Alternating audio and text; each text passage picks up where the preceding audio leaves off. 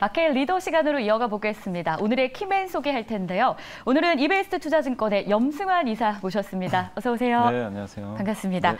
투자 전략으로는 뭐 거의 최고봉으로 꼽히는 분입니다. 저희가 어떤 분이 나오시는지 이것까지 예고하진 않기 때문에 오늘 TV를 보고 계신 분이라면 끝까지 봐야겠다. 뭐 이렇게 또 기대감이 있지 않을까 싶습니다. 감사합니다. 오늘 투자 전략 어떤 것들을 주제로 이야기해 볼지 오늘 주제 화면을 통해 먼저 만나보도록 하겠습니다. 자, 오늘 주제는요. 추가 상승의 핵심이 될 4월 실적 시즌을 한번 전망해 보도록 하겠습니다. 종목 이야기까지 좀 구체적으로 들어가 볼 텐데요. 먼저 첫 번째 시장의 이슈입니다. 수급이 아닐까 싶어요. 외국인 투자자들이 통큰 쇼핑에 좀 나서고 있는 최근 흐름입니다. 물론 삼성전자를 많이 사는 모습이 한눈에 좀 보이긴 하는데 도대체 어떤 업종과 종목들을 좋아하고 있는 건지, 어디를 좀 팔고 있는 건지 정리 한번 해주신다면요. 그러니까 외국인 같은 경우 지금 최근에 이제 코스피에서 좀 매수세를 좀 강화시키고 있는데, 근데 이게 모든 업종을 다 사는 게 아니고 굉장히 좀 차별화되는 것 같아요. 그러니까 뭐냐면 이제 가장 많이 산 건 역시 삼성전자 같은 이제 반도체 업종을 좀 집중적으로 순매수를 하고 있고, 그다음에 이제 오늘 좀 특이했던 좀 상황은 오늘 기아가 좀 급등하고 있잖아요. 기아 많이 사더라고요. 한마디로 거기 속한 업종이 운수장비 업종인데 오늘 한 1,000억 정도를 사고 있더라고요. 그래서 이제 외국인들이 그동안은 좀 반도체나 전기전자 위주로 사다가 오늘 이제 자동차까지 좀 약간 이제 매수를 확산시키는 그런 모습이 나왔고, 근데 이 와중에도 외국인들은 여전히 철강 업종은 또 많이 팔고 있어요. 근데 계속 팔더라고요. 제가 하루 이틀 이렇게 본 게 아니고 꾸준히 이게 관찰해 보니까 외국인들은 이제 철강주 중심으로 해서 계속 매도를 하고 화학주 이런 이제 업종들인데 눈치채셨겠지만 2차 전지는 팔고 있어요. 한마디로 그러니까 2차 전지에서 좀 개인 투자분들이 많이 샀던 가장 올해 제일 많이 산 코스피 기업은 포스코홀딩스로 알려져 있습니다. 개인 투자자분들이 1조 넘게 샀는데, 근데 개인들이 좀 많이 사다 보니까 또 외국인은 또 반대편에서 매물을 계속 내놓고 있고, 근데 또 그 자금으로 삼성전자 사고, 근데 또 반대로 삼성전자를 개인은 또 팔고 있고. 와, 참 아이러니하네요. 그러니까 외국인과 개인의 싸움이에요. 지금 어떻게 보면 수급적으로 보면. 근데 사실 코스닥은 개인의 완승입니다. 개인 투자분들이 올해 1월부터 코스닥을 굉장히 많이 샀거든요. 한 5조 샀는데 30% 올랐잖아요, 지수가. 코스닥이 코스피보다 상승률이 좋잖아요. 훨씬 좋죠. 한 3배 정도 올랐고. 맞아요. 근데 이제 그걸 이끈 주역은 이제 개인 투자분들이기 때문에 이제 예전처럼 보통 이제 우리가 그런 고정관념이 있잖아요. 개인 투자분들이 사면 빠지고 또 사면 정말 이번에 하나도 안 맞는 것 같아요. 네, 근데 지금은 완전히 달라졌어요. 올해는 개인이 주도하는 장세고, 다만 이제 코스피 같은 경우는 어쨌든 좀 힘겨루기가 계속 펼쳐지는데, 어쨌든 그래도 개인들 투자분들이 많이 산 포스코홀딩스가 올해 많이 올랐거든요. 그래서 개인 투자분들도 성과는 좋지만 외국인들은 그쪽보다는 지금 현재까지는 결국 감산 발표한 삼성전자, 거기서 이제 전선을 좀 확대해가지고 좀 자동차까지, 사실 자동차가 연초 대비 많이 올랐는데 많은 분들이 기아가 지금 연초 대비 40% 올랐어요. 기아에 대한 호평이 정말 많더라고요. 근데 오른 줄 몰라요. 그러니까 40% 많이 오른 거거든요. 근데 워낙 압도적인 섹터들이 많다 보니까 기아가 약간 좀 이렇게 올랐는데도 시장에서 스포트라이트를 못 받는 것 같아요. 근데 어쨌든 오늘 5% 오르면서 다시 주인공으로 올라서고 있는 것 같아서 굉장히 좀 긍정적이고, 어쨌든 이런 것들을 지금 외국인들이 또 자동차까지 확대시키면서 이끌고 있다. 그래서 외국인들의 주요 어쨌든 종목은 모든 업종을 산다 이거보다도 과거에는 이렇게 시장 좋을 때 고르게 샀는데 그게 아니고요. 외국인 역시 마찬가지로 특정 섹터만 지금 골라서 사고 있는데, 근데 여기서 우리가 보셔야 될 건 오늘까지는 이제 그런 반도체 자동차인데, 그럼 이제 내일이나 모레는 뭘 할 거냐? 확산될지 아니면 계속 이것만 할지. 어떻게 생각하세요? 저는 확산이 될 것 같아요. 시장 전반적으로. 전반적으로. 이제 왜냐하면 반도체만 샀다면 계속 샀을 것 같은데 오늘 자동차로 넓히는 거 보면 결국엔 여기서 그 한국의 대표적인 경기 민감주들 있잖아요. 이쪽으로 조금씩 넓혀가지 않을까. 저는 좀 개인적으로 그렇게 보고 있습니다. 그러면 또 외국인들이 관심을 갖고 있는 순매수 업종 하나가 항공 쪽도 있잖아요. 여기도 혹시 이야기해 주실 수 있을까요? 항공 업종 같은 경우는 사실 이제 올해 좋았어요. 사실 이렇게 성과가 나쁘지 않았고. 근데 이제 항공 업종 내에서도 약간 성과가 좀 갈리는 게 뭐냐면은 이제 저비용 항공사. 여긴 좋았는데 대한항공, 아시아나항공 같은 이제 국적 항공사 안 좋았습니다. 왜냐하면 지금 항공주를 보시는 대부분의 그 투자자분들은 리오프닝을 보는 거지 화물을 보는 게 아니에요. 근데 작년까지는 화물이 좋았는데 화물하면 이제 대한항공이죠. 근데 이제 올해는 화물 쪽이 기대할 게 많지 않다 보니까 LCC로 이제 넘어갔던 거죠. 근데 이제 2분기부터는 좀 대한항공이나 아시아나항공도 좀 이 여객기를 조금 더 투입을 하면서 좀 LCC랑 경쟁하지 않을까 이런 좀 기대감들이 있다 보니까 결국 LCC 쪽으로 이제 집중됐던 이 수급이 네. 이제 다시 한번 또 대한항공이나 아시아나항공 쪽으로 좀 갈 것 같은데, 근데 저는 여전히 저비용항공사는 좀 긍정적으로 봐요. 왜냐하면 지난 4, 5년 동안 돈을 못 벌었잖아요. 뭐 아시겠지만 그때 옛날에 2019년도에 또 일본과의 또 관계, 맞아요. 코로나 전부터도 사실 되게 안 좋았습니다. 근데 이제 몇 년 만에 지금 이제 날개를 좀 펴는 느낌이에요. 펴기 때문에 1분기 실적 좋은데 또 요즘 나오는 얘기가 이것도 피크아웃 아니냐.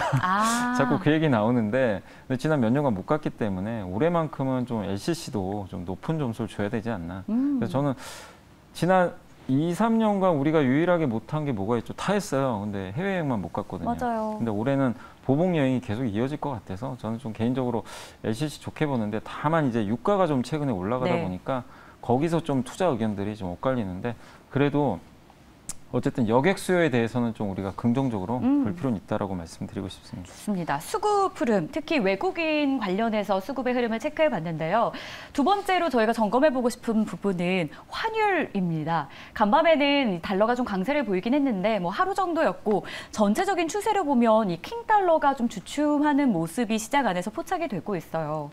그럼에도 불구하고 원화는 도대체 왜 이렇게 네. 지지부진한 흐름을 좀 보이는 건지 비실된다라는 표현이 한 기사에서 있더라고요. 예. 이 원화에 대한 전망도 궁금하고, 이런 상황에도 불구하고 지수가 또 잘 가주는 이 현상 어떻게 저희가 보면 좋을지요? 일단 이제 우리나라 원화가 강하려면 조건들이 몇 개 있어야 네. 돼요. 근데 그 조건 중에 하나가 달러 약세인데, 최근 달러 약한데도 사실 좀 많은 분들이 왜 이렇게 원화가 이렇게 올라가질 못하지? 아마 이런 생각들 많이 하실 것 같아요. 근데 지금 전반적으로 전 세계 지금 중국을 보면 중국의 위안화도 그렇게 강하지는 않거든요. 왜냐하면 중국 리오프닝이 생각보다 이렇게 센 것 같지가 네. 않다. 그러니까 중국의 위안화에 좀 연동이 됩니다, 한국이. 그러다 보니까 위안화가 2월 이후로는 오히려 약세를 좀 보이고 있어요. 근데 그거에 좀 연동돼서 그렇고, 다만 이 부분은 저는 개인적으로 중국은 리오프닝 시작을 했기 때문에 하반기로 갈수록은 리오프닝이 더 효과가 나오면서 위안화는 좀 강세로 갈 것 같거든요. 그래서 결국 시간의 문제다. 네. 이렇게 보고 있고, 또 최근에 한국의 원화 가치가 좀 약한 이유 중에 또 한 가지가, 일단 이제 최근에 무역 수지라든가 경상 수지, 오늘 또 4월 10일까지 수출 데이터 봤는데 여전히 네. 좋지는 않아요. 그러니까 무역 수지가 자꾸 적자 나면은 우리나라에서 이제 달러가 당연히 또 유출될 수가 있기 때문에 이런 부분들, 그러니까 장기화되고 있는 무역 수지 어떻든 이 적자가 또 이 원화에도 좀 부정적으로 작용하고 있고, 또 4월은요 또 특수한 시즌이에요. 원래 4월만 되면 외국인들이 배당금을 송금을 합니다. 네. 원래 여러분들 아마 계좌에도 한번 찾아보세요. 지금 배당금 들어와 있을 거예요. 아. 근데 여러분이 뭐 외국에 송금하지는 않잖아요. 맞아요. 근데 여러분들이 만약 미국에서 받으면 한국으로 송금하잖아요. 근데 그거랑 똑같이 미국이나 뭐 영국 사람이 한국에서 받았다, 배당을. 인출하는 그럼 일단 거죠. 보내는 거죠. 그래서 항상 4월에는 희한하게 작년도 그렇고 재작년도 이 경상수지가 항상 이 본원 뭐 자본소득이라고도 하는데, 수지라고 하는데, 이게 항상 적자가 나요.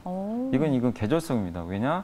4월에 배당 시즌이기 때문에. 그래서 4월에 원화가 강한 적은 그렇게 많지가 않습니다. 그래서 이런 것들이 좀 맞물려 있어서 네. 이 원달러 환율이 최근에 달러가 약한데도 올라간다, 이렇게 보시면 되겠고, 다만 이게 4월이 또 지나면, 배당 송금은 어느 정도 끝나면 4월 중순 넘으면 저는 또 다시 한번 원화가 강세로 또 전환될 수 있다고 좀 보고 있거든요. 그래서 이 부분은 그렇게 너무 우려할 사항은 아니다라고 생각을 하고 있습니다. 원화에 대해서는 크게 우려하지 않아도 된다. 여러 가지 부연 설명까지 해주셨고요.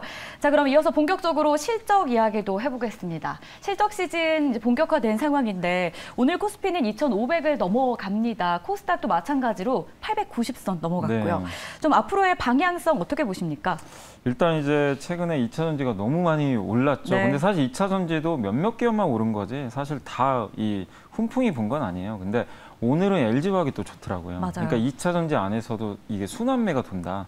여러분들이 2차 전지에서도 지금 좀 덜 오른 기업들이 있다면 한번 그런 것도 찾아보시면 좋을 것 같고, 그리고 오늘은 역시 좀 못 올랐던 기업들 중에서 역시 그 오늘 좀 반도체, 네. 소부장이 좀 강하기도 하고, 삼성전자 좀 쉬어가더라고요. 근데 이제 약간의 이제 중소형 기업들이 올라가는데, 오늘 아까 말씀드린 대로 자동차가 일단 움직이기 시작했거든요. 근데 자동차 업종의 특징이 실적이 좋습니다. 1분기가 굉장히 실적 좋다고 하더라고요. 그래서 이제 점진적으로 아마 순환매가 돌 것 같아서 한번 보시면 좋겠고, 그래서 경기 민감주 쪽으로도 한번 좀 대형주 중심으로 보시면 좀 좋을 것 같고, 여기서 또 우리가 또 앞으로 또 성장할 수 있는 업종 중에도 대표 주자가 신재생 에너지 쪽이잖아요. 네. 근데 이쪽이 좀 약하긴 했지만 신재생 에너지 쪽에서도 풍력 업종들 한번 주목해 보시면 좋겠고, 그다음에 정말 바이오가 지난주에 정말 강했거든요. 네. 근데 그러다 좀 시들시들해졌지만 아직 뭐 끝났다고 보지는 않습니다. 오늘 또 셀트리온 힘이 좀 좋더라고요. 맞아요. 근데 전통적으로 셀트리온이 형님이 움직여주면 이 동생들도 동생들도 항상 같이 가더라고요. 그래서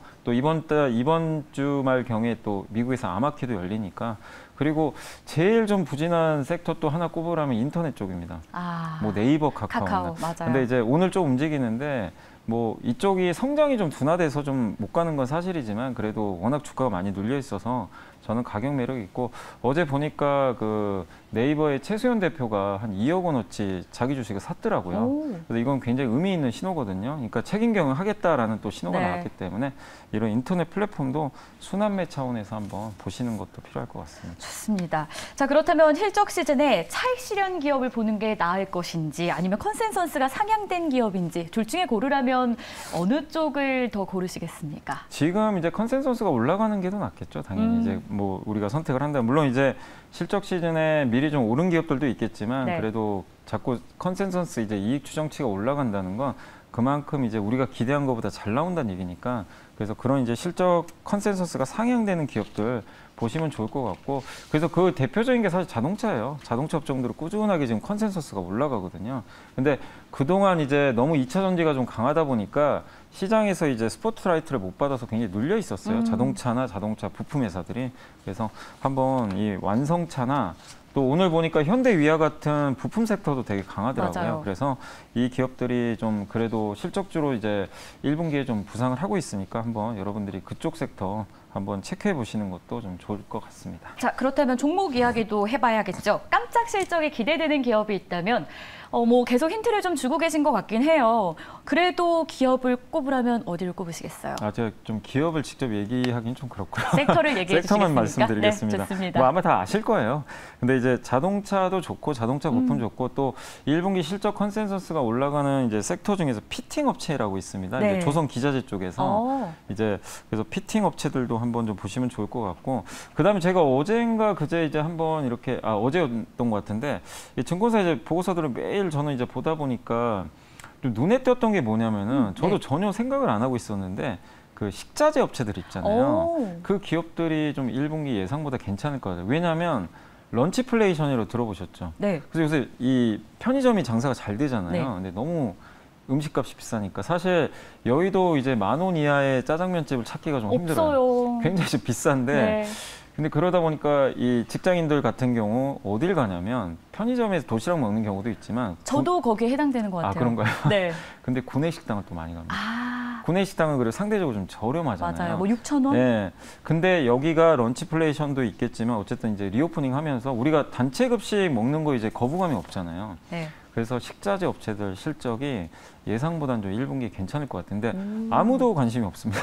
맞아요. 왜냐하면 2차 전지 얘기가 최근 정말 많았고요. 네. 그러면서 뭐 바이오, 반도체까지 이야기가 나왔고, 이제는 네. 실적 시즌 하면서 자동차 이야기까지 나오는데, 저도 뭐 이렇게 대담을 하면서 처음 들어보는 그러니까 것 같아요. 식자재 아무도 눈여겨보지도 않은 섹터고. 그런데 여기가 네. 정말 괜찮을 것이다. 왜냐하면 이제 실적은 괜찮을 것 같은데 주가가 굉장히 저평가돼 있고, 그 이유는 관심이 없어서 그래요. 네. 뭐 주식 투자 미인 대회다라는 뭐 어느 분이 얘기도 하셨지만, 사실 누군가 관심을 가져줘야지 또 이게 주가가 움직이는데, 그렇죠.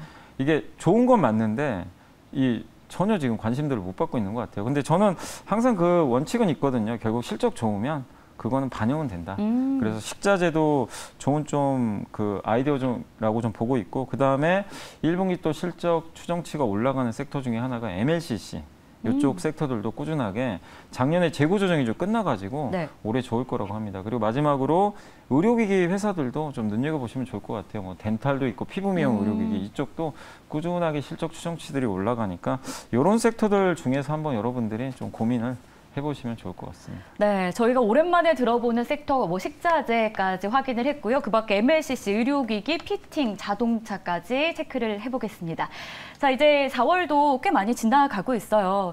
이제 4월 말쯤 저희가 주목해볼 만한 이벤트 있다면 일정 간략하게 좀 체크해 주실까요? 그러니까 일정들이 되게 많은데 네. 이제 한미 정상회담이 있는데 거기서 이제 반도체 가드레일이라고 중국 쪽에 이제 투자를 뭐 못한다거나 이런 것들에 대한 논의가 좀 있을 거는 같아요. 그래서 반도체 업체들 한번 좀 지켜보시고 네. 5월 초에는 제주공항에 이제 들어오면 무비자 환승이 가능할 거라고 합니다. 5월부터는.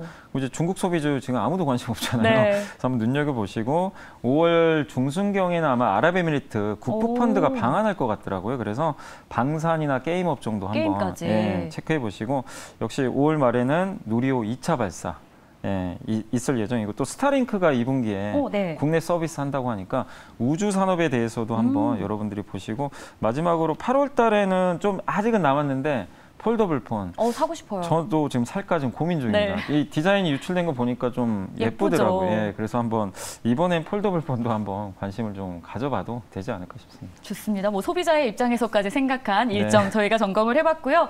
자, 오늘 실적 시즌에 대한 구체적인 이야기까지 두루두루 살폈습니다. 지금까지 이베스트 투자증권의 염승환 이사였습니다. 고맙습니다. 네, 감사합니다. 자, 40분간 잘 달려왔습니다. 오늘 준비한 소식들 여기서 마무리하겠고요. 저희는 내일 이 시간에 다시 찾아올게요. 오늘도 시청해주신 여러분 고맙습니다.